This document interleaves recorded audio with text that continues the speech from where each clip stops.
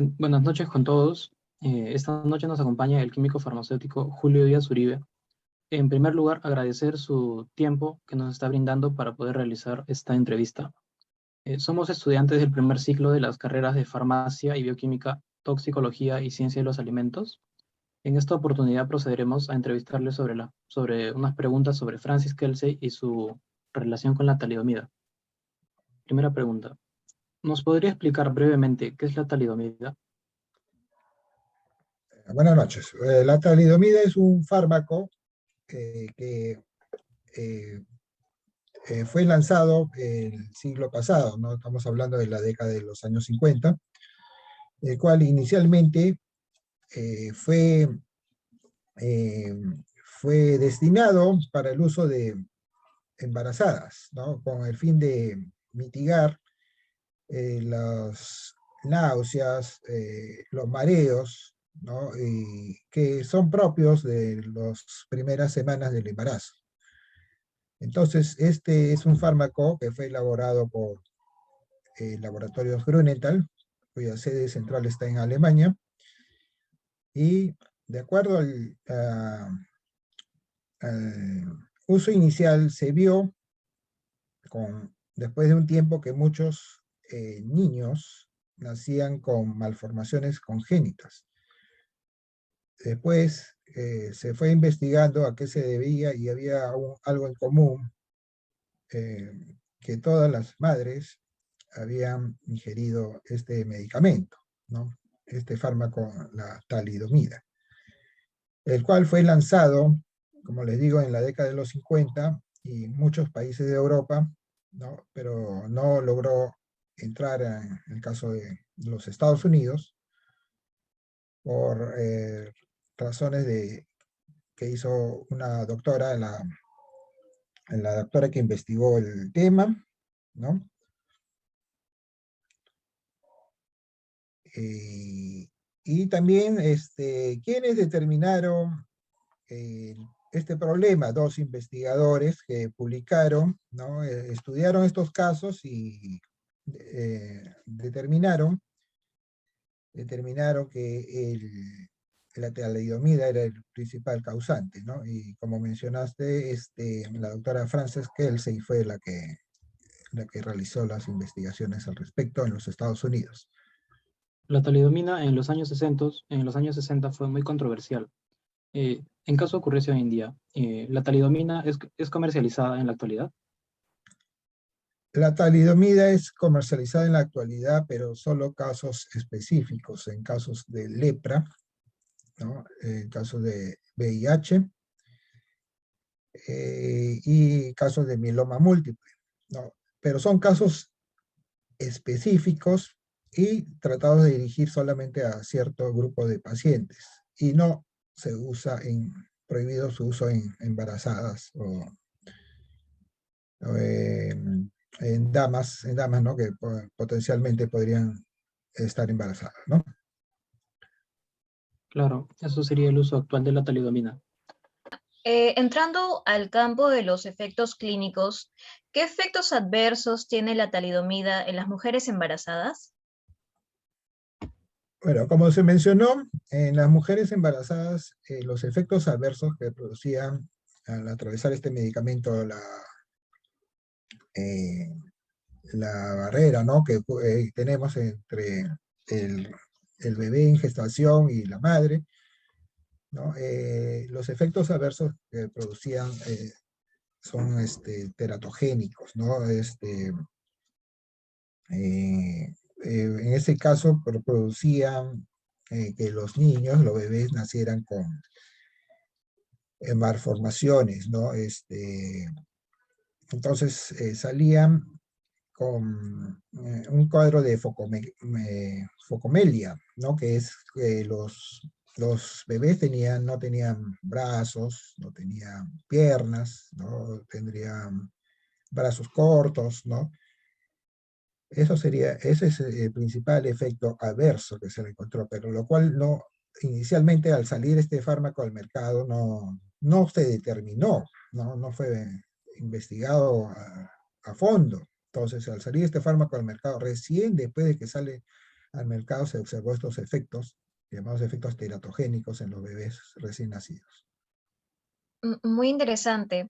¿Y usted conoce otros medicamentos que produzcan efectos teratogénicos? Se tienen algunos medicamentos como los retinoides, los valproatos, ¿no? La ciclofosfamida, entre otros, que tienen producen ciertos efectos teratogénicos, ¿no? Pueden ser malformaciones congénitas, ¿no? Malformaciones principalmente, ¿no? Casos de hidrocefalias, el caso de crecimiento, o defectos en el esqueleto y malformaciones en las extremidades, ¿no? Como la ciclofosfamida. Siguiendo con la secuencia de preguntas, entrando al campo de la regulación farmacéutica, ¿existe algún organismo encargado de supervisar la calidad de los medicamentos en el Perú?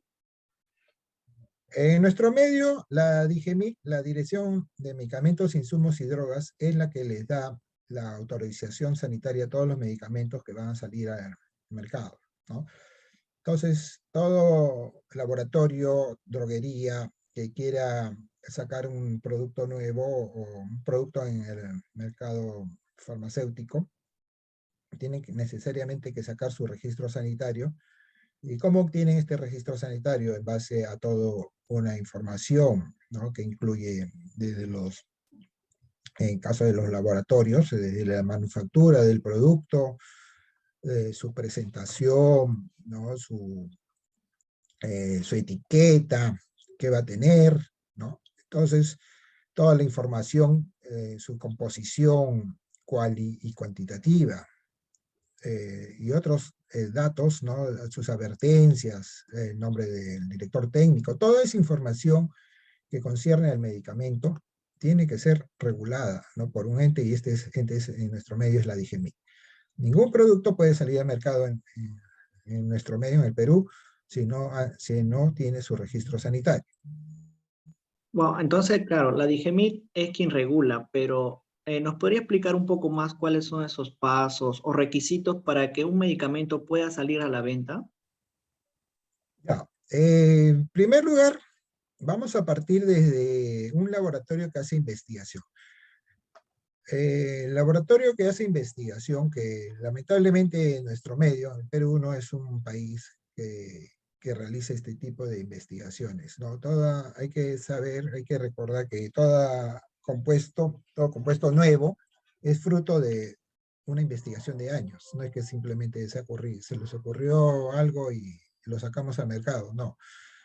Se calcula que por cada 5.000 a 10.000 moléculas, solamente una de esas moléculas es la que va a tener un efecto. Entonces, una vez que se ha determinado la molécula, se ha determinado sobre dónde va a actuar, ahora, se sigue una serie de pasos, que son los ensayos clínicos, ¿no? Tenemos primero los ensayos clínicos de fase de ensayos preclínicos, que son aquellos en los cuales se efectúan en animales de laboratorio. Entonces vemos cómo se comportan la molécula que queremos ensayar como futuro nuevo fármaco, cómo se comporta en animales en laboratorio. Estos animales por lo general pueden ser ratas, ¿no? Ratas, ratones. Luego de estos ensayos llamados ensayos preclínicos, comienzan los ensayos clínicos de fase 1, en el cual se hace pruebas con un reducido grupo de voluntarios, de pacientes, ¿no?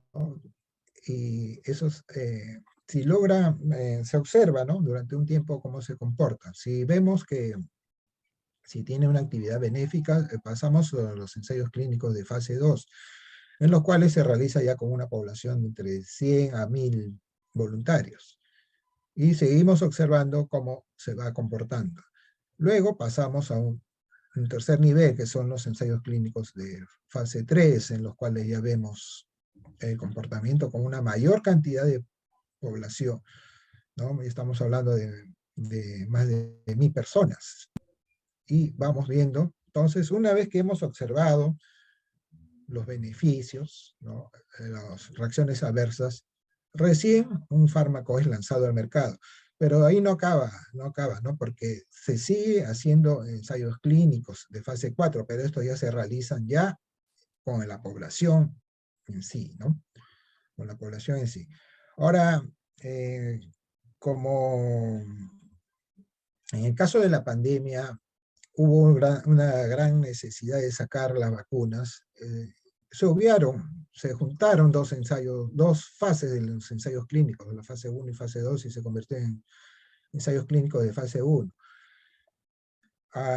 Ahora era tal la premura, ¿no?, por sacar algo, ¿no?, contra este coronavirus que estaba causando demasiadas muertes, ¿no? Entonces era importante y eso ha ocurrido, ¿no? Entonces, acá a nivel de Perú vino la vacuna de Sinopharm, ¿no?, de la China, que hizo sus ensayos clínicos hace 2 años. Tuve la oportunidad de pertenecer enrolarme en estos ensayos clínicos de la vacuna. La Universidad de San Marcos fue utilizada como una de las sedes para la cual querían probar la vacuna. Entonces, simplemente hubo una convocatoria, me presenté después de una serie de interrogantes, ¿no?, sobre mi estado de salud, y bueno, me hicieron firmar un consentimiento informado en el cual yo estaba voluntariamente participando en estos ensayos clínicos. Entonces te ponen la vacuna, me pusieron 2 dosis, más o menos entre los meses de noviembre y diciembre del año 2020. Y uno no sabía, ¿no?, si habrías recibido la vacuna. Tenías 3 opciones, ¿no? Uno recibía la vacuna de Beijing, otra de la Wuhan, y otros recibían un placebo. O sea, de cada 3 personas, de cada 3 voluntarios, uno recibía la vacuna. Entonces uno no sabe, no sabe qué es lo que ha recibido, hasta que después de un cierto tiempo me liberaron la información y me dijeron que justo había recibido la vacuna de Beijing, que había sido la que había comenzado a aplicarse en el verano del año pasado. Entonces, me enrolé, ¿no? Me enrolé, como le digo, en esta especie de ensayos clínicos que convocaron a gran cantidad de voluntarios, ¿no?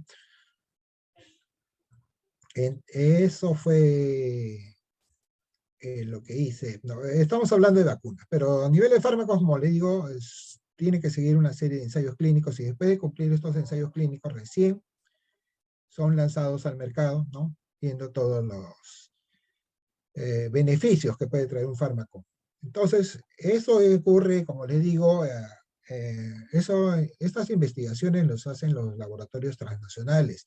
En nuestro medio no tenemos laboratorios que hacen investigación. Simplemente al Perú vienen y traen moléculas que han sido investigadas en otros países. Lo que se hace en nuestro medio simplemente es sacar el mismo producto, ¿no?, bajo otra forma farmacéutica quizás, ¿no?, pero en sí el ingrediente farmacéutico activo, principio activo, ya ha sido demostrado en otros lados, ¿no? Bueno, también tengo que agregar que hay una patente, ¿no? Todo laboratorio que está investigando tiene una patente, ¿no?, porque invierte, ¿no? Como les digo, son muchos años que se realiza la investigación, ¿no? Entonces, tú descubres algo nuevo, lo patentas, ¿no? Las patentes duran 20 años. Entonces, ¿con qué finalidad lo haces, no? Con finalidad de que nadie te robe la fórmula, ¿no? Si podemos incluir este término, robar, ¿no?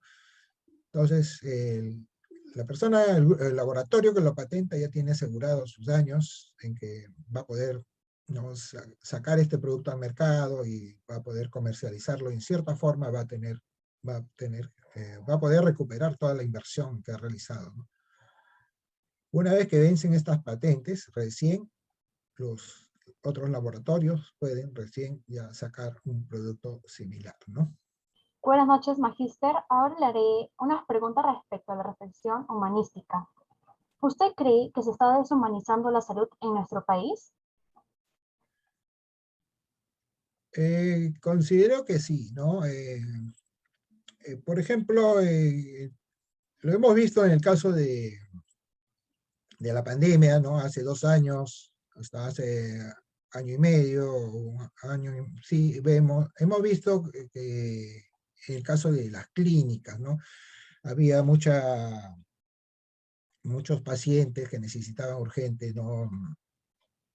Oxígeno, y ante la carencia que teníamos a nivel de sistema estatal, recurrían a las clínicas, y las clínicas cobraban precios exorbitantes, ¿no? Que para las personas que tenían escasos recursos, esto no les afectaba, ¿no? Entonces, ¿eso qué demostraba? Que había una indiferencia, ¿no? Indiferencia a nivel del sector privado y también inclusive del Estado, ¿no? El Estado, en vez de interceder, ¿no? ante el sector privado, no lo hizo, o lo hizo muy tibio. Entonces, no hubo un respaldo.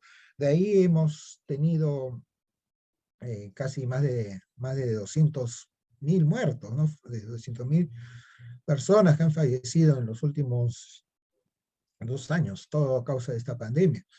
Y todos de alguna u otra forma hemos tenido algún familiar, algún conocido, ¿no? Que se ha ido, ¿no?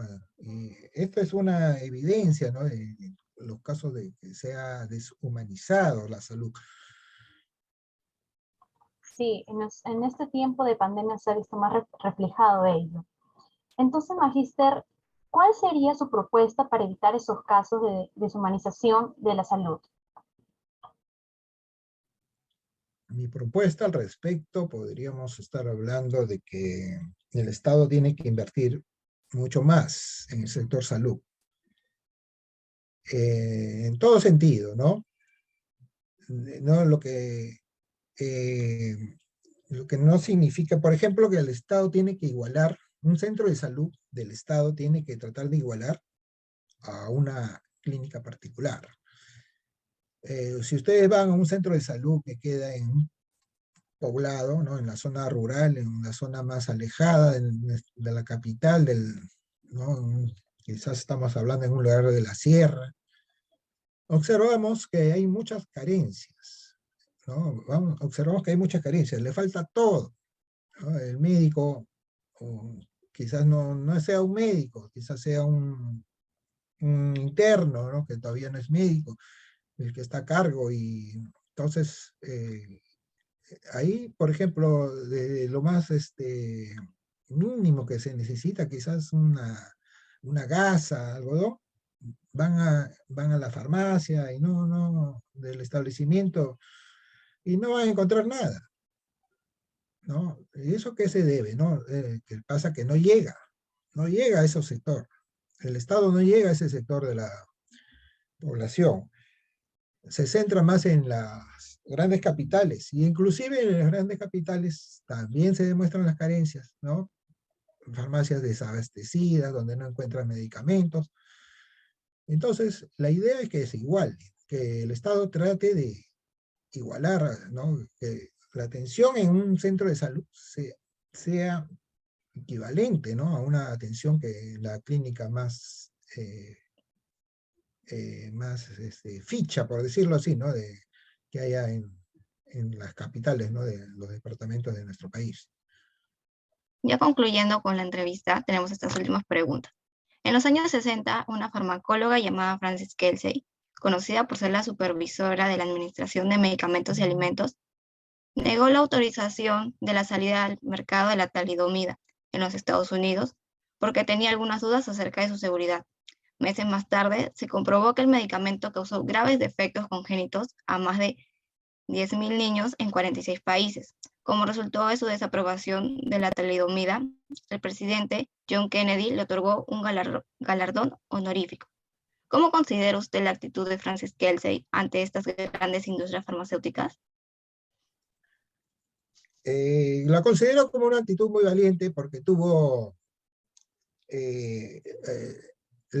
tuvo una fuerte presión, ¿no? Porque hubo un grupo farmacéutico en Estados Unidos que quería comercializar talidomida, y ya lo tenía listo para comercializar, solamente que la FDA, como mencionaste, no le otorgaba el registro correspondiente, que es la FDA. Bueno, la DGMIC viene a ser la FDA, ¿no? Equivalente a la FDA. Entonces, la doctora Kelsey hizo una investigación, ¿no? Y lo cual probó con animales, si no me equivoco, con animales de experimentación, algo que no se había hecho cuando la talidomida fue lanzada al mercado. Entonces observó, ¿no?, que estos efectos adversos. Entonces ella impidió, ¿no?, que este producto se comercialice y logró frenar su comercialización, demostrando los efectos teratogénicos que producía este producto. Por lo cual, como dices ahí, fue felicitada por el presidente de ese entonces, el presidente Kennedy. Entonces ella es prácticamente considerada como una heroína, ¿no? Lograr evitar que este producto afecte en su país, ¿no? Y produzca muchas personas que nazcan con estas malformaciones. Inclusive tuve la oportunidad de ver un documental de algunos sobrevivientes que están actualmente con estas malformaciones, ¿no? A pesar de sus limitaciones, están tratando de hacer una vida, tratando de ganarse la vida, ¿no? También tengo entendido que el laboratorio productor Grunenthal, en el año 2012, si no me equivoco, en cierta forma reconoció, ¿no? Reconoció los efectos adversos de su producto y a los pacientes, a algunos, no le ha llegado a todos, ¿no? En cierta forma los trató de remunerar, ¿no?, económicamente, ¿no?, en compensación por las malformaciones que han sufrido a lo largo del tiempo. Claro, Frances Kelsey, gracias a ella se detuvo la comercialización y salvó a muchas personas de eso. Bueno, según el contexto y tomando en cuenta que se vivía en una sociedad con actitud machista, ¿es posible que en ese entonces el género habría influido en la decisión que tomó el laboratorio respecto a la talidomida, teniendo en cuenta que se retrasó el proceso?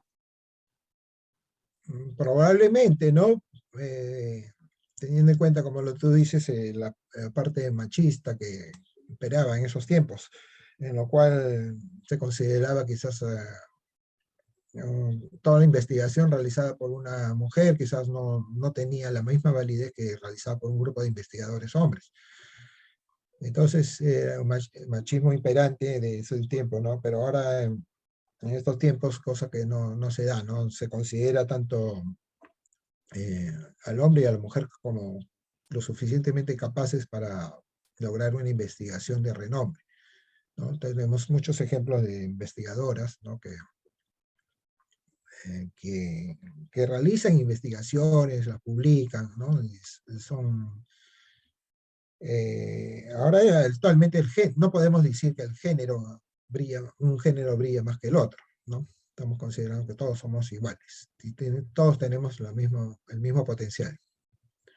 Magíster, ya para culminar la entrevista, en nombre de todos mis compañeros acá presentes, como es Pamela Anlas, Carol Ponce, María Jesús Briceño, Dayanara Barzola y Jorge Arango, y mi persona también, Adán Urquizo, queremos agradecerle por brindarnos esta oportunidad para poder entrevistarlo, esperando que haya salido de una bonita manera, haya sido amena la reunión, y nada, pues hasta una próxima oportunidad. Muchas gracias, magistro. Muchas gracias a ustedes, les agradezco.